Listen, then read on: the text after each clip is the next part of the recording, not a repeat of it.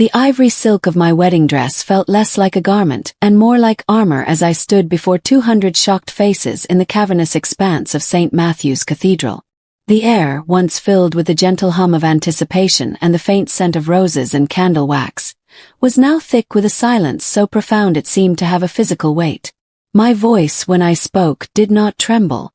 It cut through the stillness like a finely honed blade, clear and precise, reaching every corner of the hallowed space. "Yesterday," I announced, my eyes fixed not on my groom but on the stunned congregation, "I discovered that my fiancé and my mother have been having an affair." Gasps rippled through the pews like a sudden wind. Someone in the back dropped their program, the crisp sound of paper hitting stone echoing unnaturally. In the front row, my mother Victoria's face, moments ago a mask of maternal pride, went as white as fresh snow, her carefully applied smile collapsing into a rictus of horror. Beside her, Alexander, the man I was supposed to marry, stood frozen, his hand still outstretched as if reaching for a future that had just evaporated into dust. But this isn't where my story truly begins. This is not a tale about a wedding day gone wrong. This is the story of how their lies, so carefully constructed and maintained for months, finally and publicly died. This is the moment I, a woman pushed to the brink, decided to burn it all down. To understand how I became the woman who destroyed 2 lives in front of everyone we knew, you need to go back 3 months, to the night I thought my fairy tale was beginning. To understand the woman who stood like a vengeful angel at the altar, you must travel back with me 3 months, to a warm summer night shimmering with fairy lights and the effervescent sparkle of champagne. At my engagement party, I believed with every fiber of my being that I was the luckiest woman alive. The garden of my parents' sprawling home was transformed into an enchanted grove, where laughter mingled with the soft melodies of a string quartet. Alexander Hayes, an accomplished investment banker with a smile that could disarm armies and eyes the color of a summer sky, spun me around the makeshift dance floor. He was devastatingly handsome, exuding a confidence that was both intoxicating and reassuring. "Mrs. Hayes," he whispered against my ear, his breath warm and his voice a low, thrilling murmur. "It has a nice ring to it, don't you think?" At 28, I thought I understood the intricate language of love. Alexander was, by all accounts, perfect. He hailed from one of the city's most prominent families, moved with an easy grace through circles of power and influence, and represented everything my mother Victoria had ever wanted for me. This wasn't just a match. It was an alliance, a destiny fulfilled. As he held me close under the canopy of stars, I felt a profound sense of rightness, a conviction that my fairy tale was just beginning, its happy ending already written. I was blissfully unaware that the ink was about to run, and the story would take a much darker turn. "You've finally found your prince," my mother gushed, gliding toward us across the manicured lawn. Her emerald silk dress shimmered under the garden lights, clinging to a figure that time had been exceptionally kind to. Her smile was radiant, a perfect portrait of maternal pride. She embraced me, but her eyes, bright and assessing, found Alexander's over my shoulder. "Alexander, darling, you look so dapper." His response came easily, his charm as natural as breathing. "I could say the same for you, Victoria. You look absolutely stunning tonight." For a moment, his gaze lingered on my mother's face, holding it just a fraction of a second too long for mere politeness. A current, subtle but undeniable, seemed to pass between them. My mother practically glowed under the attention, her hand fluttering to her throat. "This old thing. I wasn't sure about the color." Alexander's smile widened. "Trust me, it's perfect. Green is definitely your color." Something flickered in that shared look, an intimacy, a silent understanding that I couldn't quite interpret. But love, especially the kind that feels like a dream come true, has a way of making you blind to such fleeting, uncomfortable moments. Dismissing it as a trick of the light, I squeezed Alexander's hand tighter, pulling his attention back to me. I missed the way his fingers seemed reluctant to let go of my mother's gaze, a silent signal of a connection I couldn't yet comprehend. What I didn't know, what I couldn't possibly have known, was that this party wasn't celebrating my beginning. It was marking the start of their betrayal, and I was the guest of honor at my own future ruin. Later that night, long after the last guest had departed and the garden had fallen silent, my mother stood before her bedroom mirror. In her private journal, a place for truths she never spoke aloud, the words flowed like a confession. Alexander Hayes is everything I should have married. Handsome, successful, from the right family. Instead, I settled for Robert and his quiet, middle-class ministry.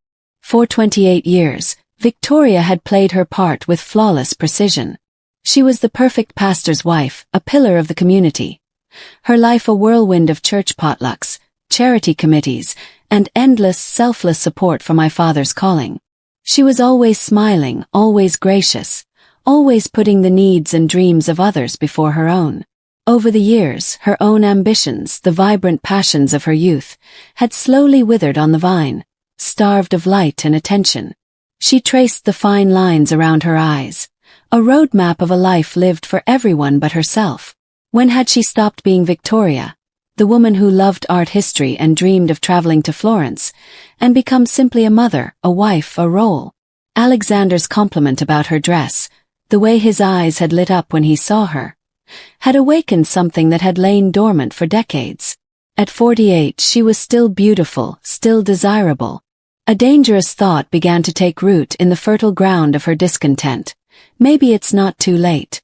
Maybe I deserve something beautiful for once. She looked at the reflection of the woman in the mirror, a stranger she was only just beginning to recognize again, a woman on the verge of making a catastrophic choice. The very next morning, driven by a newfound and unsettling resolve, my mother drove into the city. She bypassed her usual department stores, heading instead for a high-end boutique she hadn't entered in years. There she purchased a new perfume. It was French, prohibitively expensive, with complex notes of jasmine and sandalwood, the kind of scent a younger, bolder version of herself would have worn without a second thought. As the cashier wrapped the glass bottle in layers of tissue paper, my mother told herself it was a simple act of self-care. It was just about feeling confident again, about reclaiming a small piece of the woman she used to be before her identity was subsumed by her family. She was simply tired of smelling like soap and baked goods. The lie was comforting, and she held on to it tightly. She had no intention of acting on the flicker of attraction she'd felt for her daughter's fiancé. It was an innocent fantasy, a harmless ego boost. But as she spritzed the intoxicating fragrance onto her wrists back in the privacy of her car, the scent felt less like confidence and more like a declaration. It was a secret signal, a silent rebellion against a life of quiet sacrifice.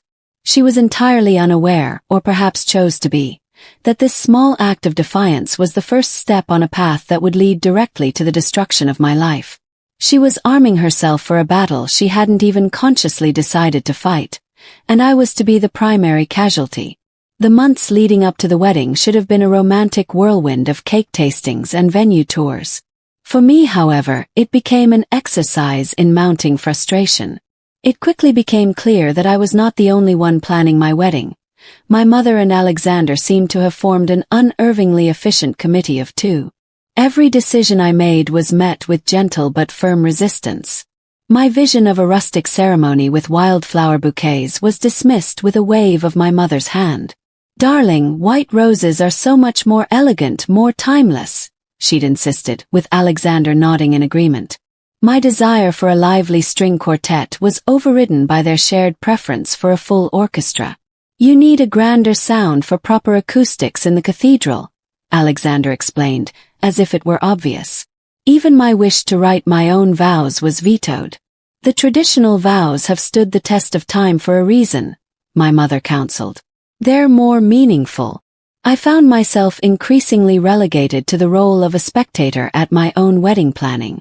The strangest part was how often I found Alexander at my mother's house. I'd call to check in, only to hear his voice in the background. I'd drop by unannounced and find his car parked in the driveway. "Just going over the seating chart," my mother would say, or "Alexander was helping me with the caterer," he'd explain. Their excuses were always plausible, but something about their flustered expressions and shared secretive smiles felt profoundly wrong, a silent conspiracy unfolding right before my eyes. One Tuesday evening, I decided to surprise my mother, stopping by after work with a bottle of her favorite Chardonnay. I let myself in with my key, expecting to find her relaxing in the living room with a book. Instead, the house was unusually quiet. "Mom!" I called out, my voice echoing in the silent foyer. "In the kitchen, sweetheart," came the reply, but it sounded strained. Breathless, I rounded the corner and stopped dead in the doorway. I found them standing by the large kitchen island, a tableau of domesticity that felt instantly, jarringly wrong. My mother was scrubbing furiously at a set of suspiciously clean dishes, her usually immaculate hair slightly mussed. Alexander was leaning against the counter, a dish towel in his hand. A single half-empty wine glass sat on the granite countertop. I noted with a lurch in my stomach that it was still warm to the touch. The air in the kitchen was thick with the cloying scent of Alexander's expensive cologne, a fragrance that had no business being there on a Tuesday night. "I thought you had your book club meeting tonight," I said, my voice carefully neutral as I addressed Alexander. He avoided my gaze, focusing on a spot on the wall behind me. "Ah, it got cancelled last minute. Your mother was kind enough to offer me dinner." The explanation made perfect logical sense, but my instincts screamed that it was a lie. The forced casualness, their inability to look me in the eye, the palpable tension in the room. It all pointed to something I didn't want to see, a truth I wasn't yet ready to face. That night, lying in the dark beside a sleeping Alexander, I felt the first true crack appear in the foundation of my perfect world. Sleep offered no escape. My mind replayed the kitchen scene on a torturous loop, dissecting every detail with a new, unwelcome clarity. The way my mother's hand had trembled as she scrubbed a plate that was already clean. The way Alexander had shifted his weight from foot to foot, like a schoolboy caught doing something wrong. Their words were plausible, yes. A cancelled meeting, a spontaneous dinner offer between a woman and her future son-in-law. But their body language told a different story. It spoke of shared secrets and guilty intimacy. Why wouldn't they look me in the eye? Why did the air crackle with a tension that had nothing to do with wedding plans?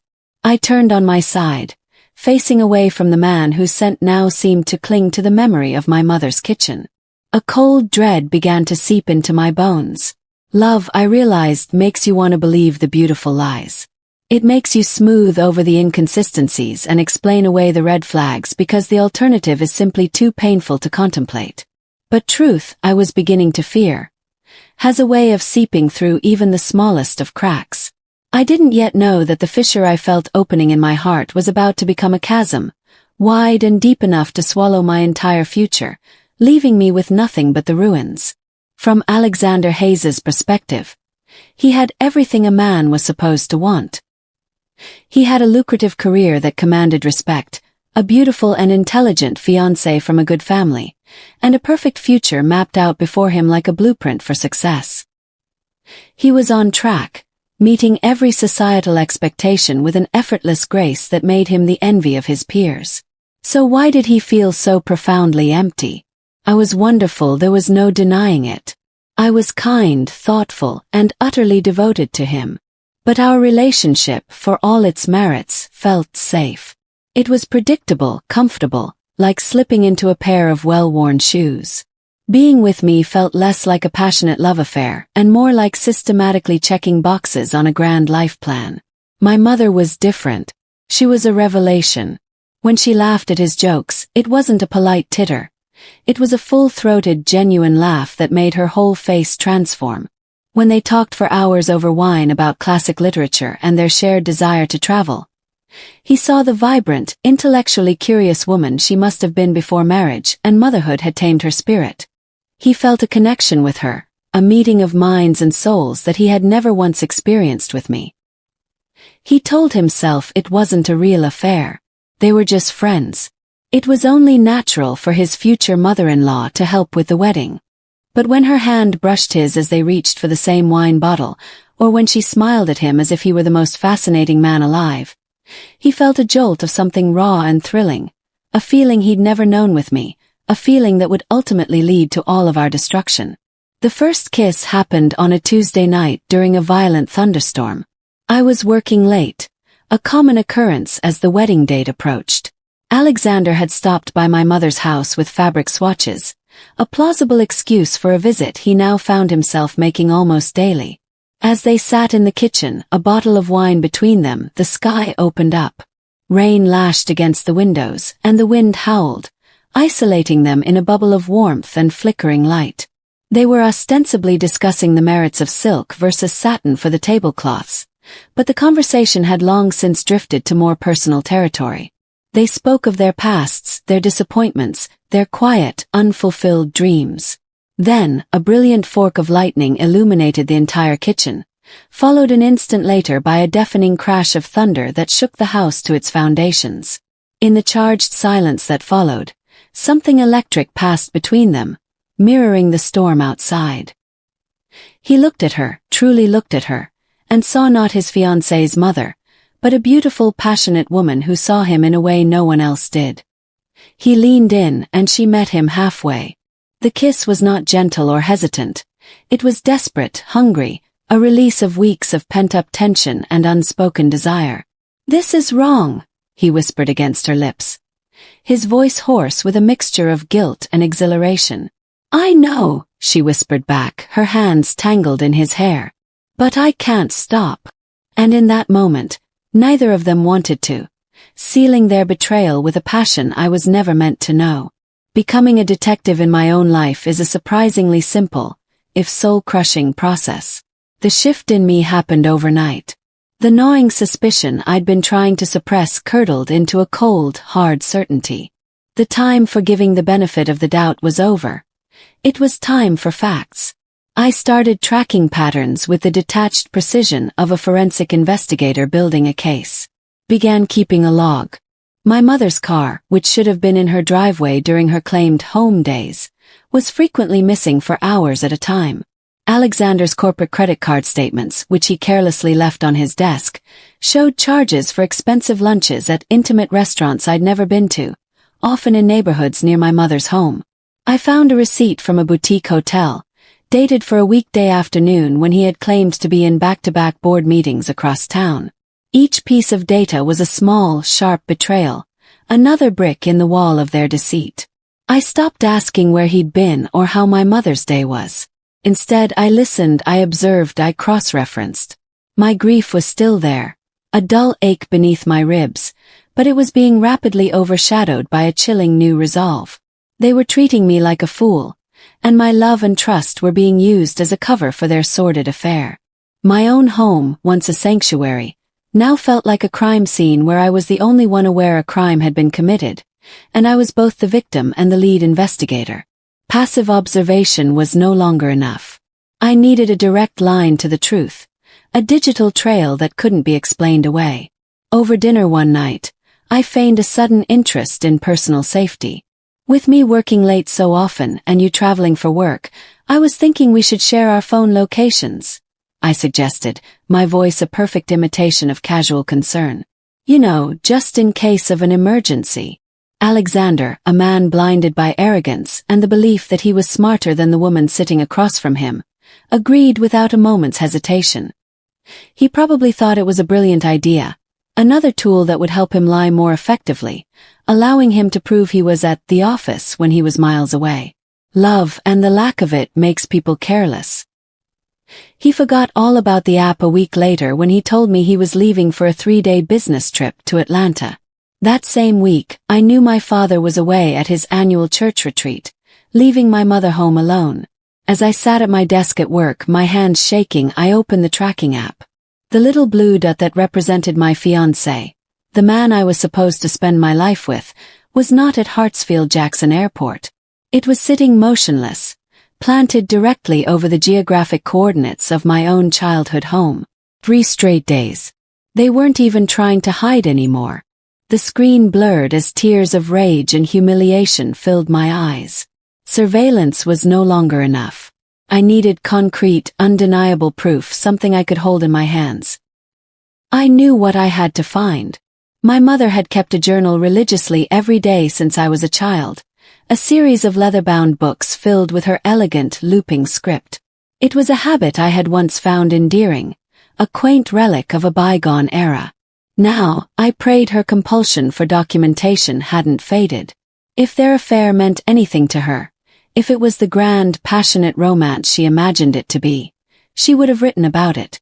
The next afternoon, I drove to my parents' neighborhood. Breaking into my own mother's car felt deeply, fundamentally wrong, a violation of a sacred trust. But desperation, I was learning, creates its own stark moral compass. The silver Mercedes was parked in the driveway, unlocked, a testament to the deceptive safety of their quiet suburban street. My heart pounded in my chest as I slipped into the driver's seat, the familiar scent of my mother's perfume, the new, expensive one, assaulting my senses. I ran my hands over the seats, under the floor mats, and through the glove compartment, my movements frantic at first, then more methodical. Finally, my fingers brushed against something solid, wedged tightly between the driver's seat and the center console.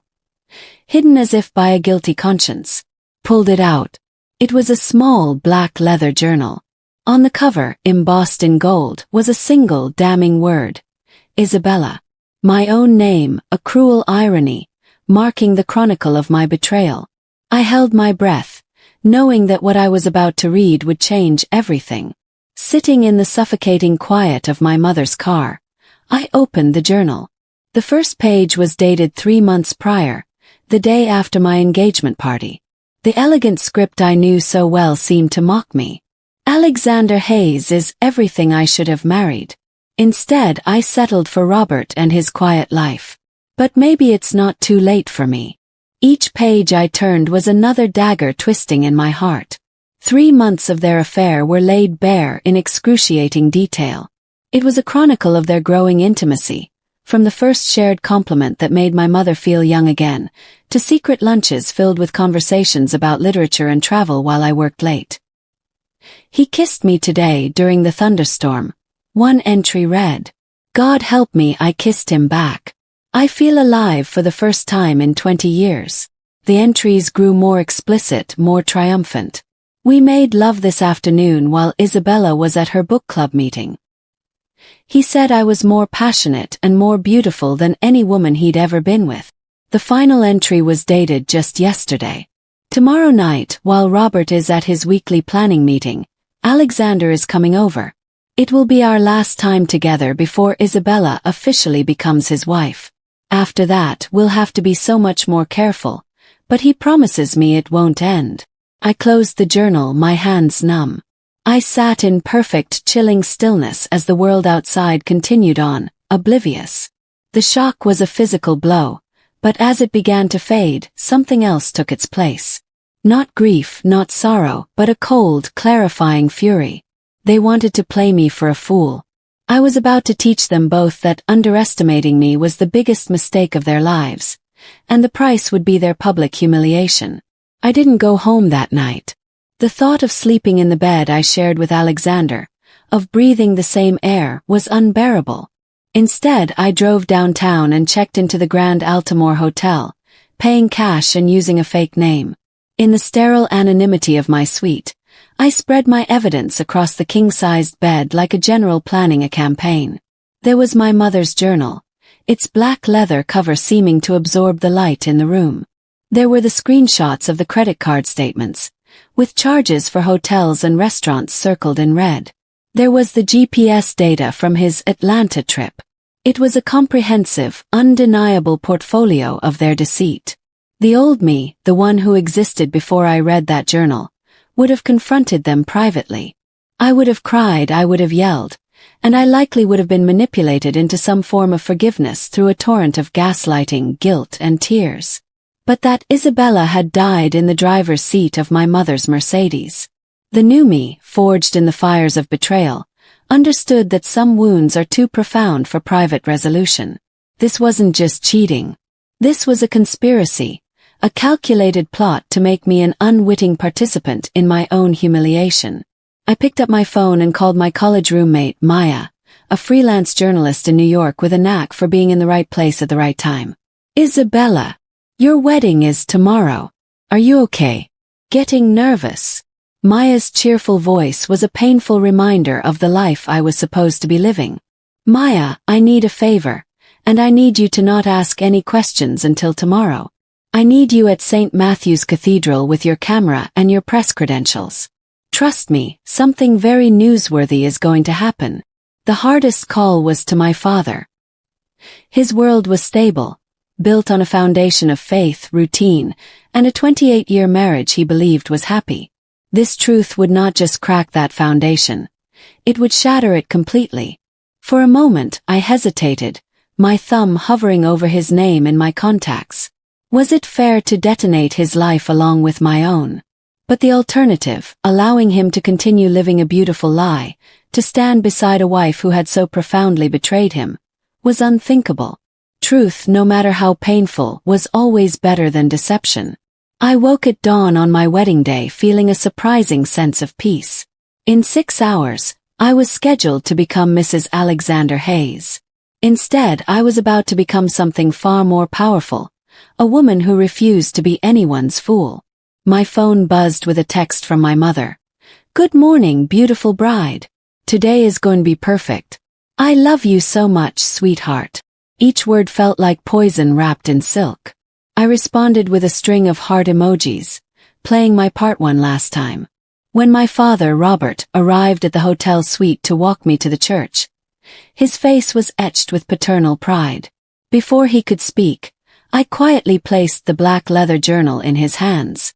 I watched him as he read, saw the color drain from his cheeks, the pride replaced by a look of stunned disbelief, then deep, soul-crushing pain. His hands trembled. How long have you known? He whispered, his voice raspy. Since yesterday. I'm so sorry, Dad. He looked up, his eyes meeting mine, and in their depths, I saw his resolve harden. What are we going to do? We, I said, my voice firm, are going to walk down that aisle and let everyone see exactly who Victoria Cross and Alexander Hayes really are. Through the ornate glass panels of the cathedral doors, I could see them. 200 people, a sea of friends and family who had traveled from all over the country to celebrate what they believed was a great love story. At the altar, Alexander stood in his perfectly tailored tuxedo, looking every inch the devoted groom. His face a mask of earnest anticipation. In the front row, my mother sat, radiant in a sapphire blue dress, dabbing theatrically at her eyes with a lace handkerchief. She was the very picture of a proud, emotional mother of the bride. What incredible actors they both are, I thought with a cold detachment. The moment arrived. The massive wooden doors swung open, and the opening chords of the bridal march swelled, filling the sanctuary. Every head turned, every pair of eyes fixed on me. Cameras flashed, and people whispered to each other about how beautiful I looked, how serene.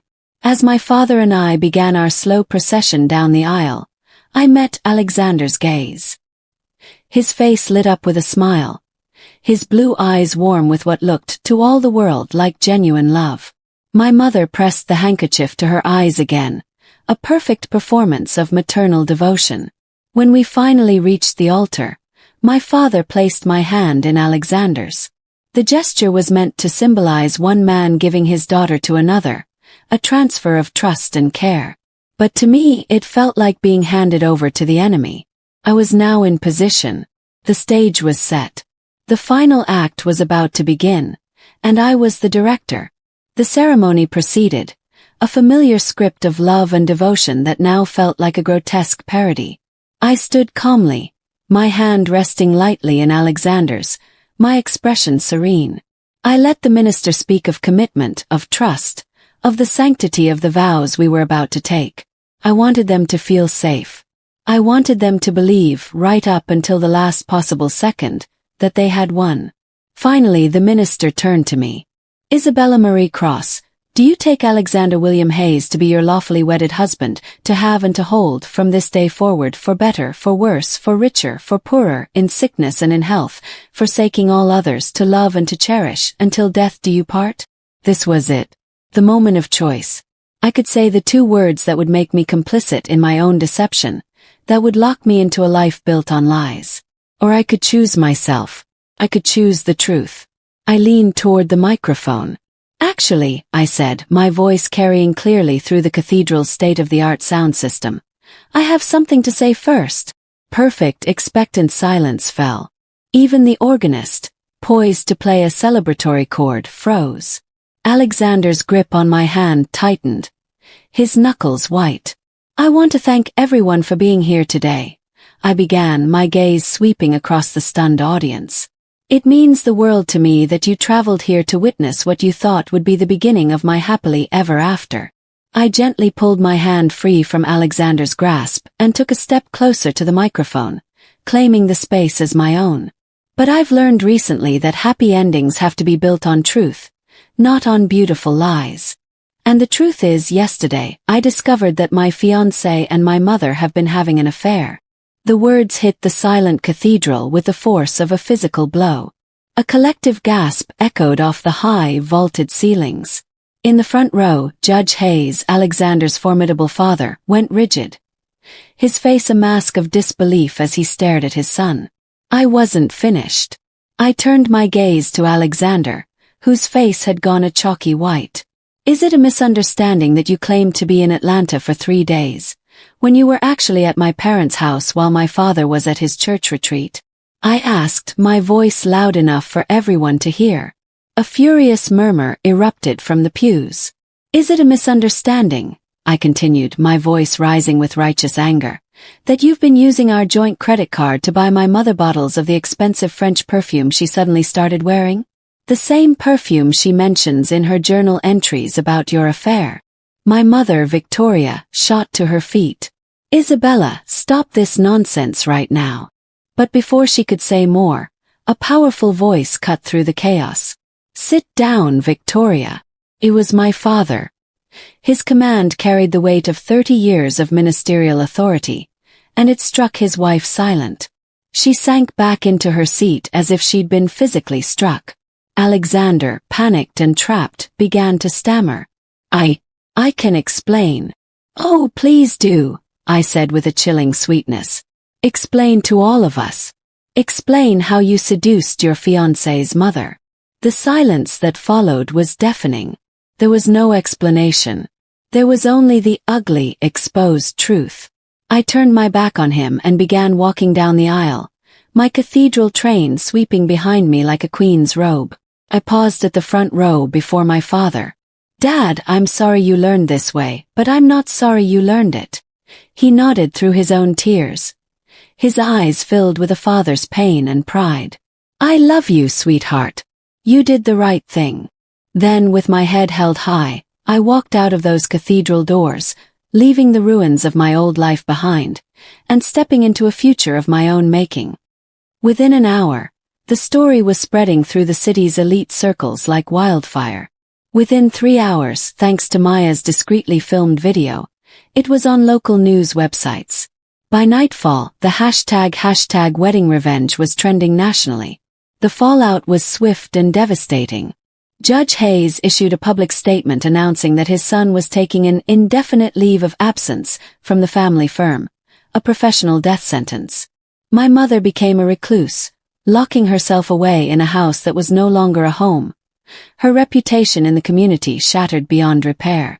My father filed for divorce the following week. 2 months later, a different Isabella stood on a stage in Seattle, addressing a women's empowerment conference. I was raised to be nice, I told the 500 faces looking up at me. I was taught to keep family secrets, to smooth over conflicts, to make everyone comfortable, even if I was drowning in their lies. But when you choose truth over comfort, you don't just change your own life. You give permission to everyone watching to do the same. Today, I am married to David Altamore, an editor who knew my story from our first date and loved me for my strength, not my compliance. Our wedding was everything the first was not: intimate, authentic, and joyful. 30 guests gathered in our own backyard, surrounded by chaotic, beautiful wildflowers. My father officiated, his voice strong and clear as he said, "This is what love actually looks like." People sometimes ask if I regret the public spectacle. I regret that it was necessary. I regret that the people I loved chose a betrayal so complete that public truth was my only path back to dignity. but regret the choice itself. Never. In my garden, the wildflowers grow exactly as they please, untamed and authentic, not manicured and acceptable.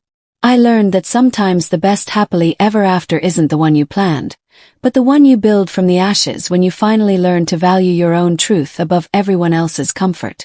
For more revenge stories, like, share and subscribe to this channel. It will help us to posting more revenge stories.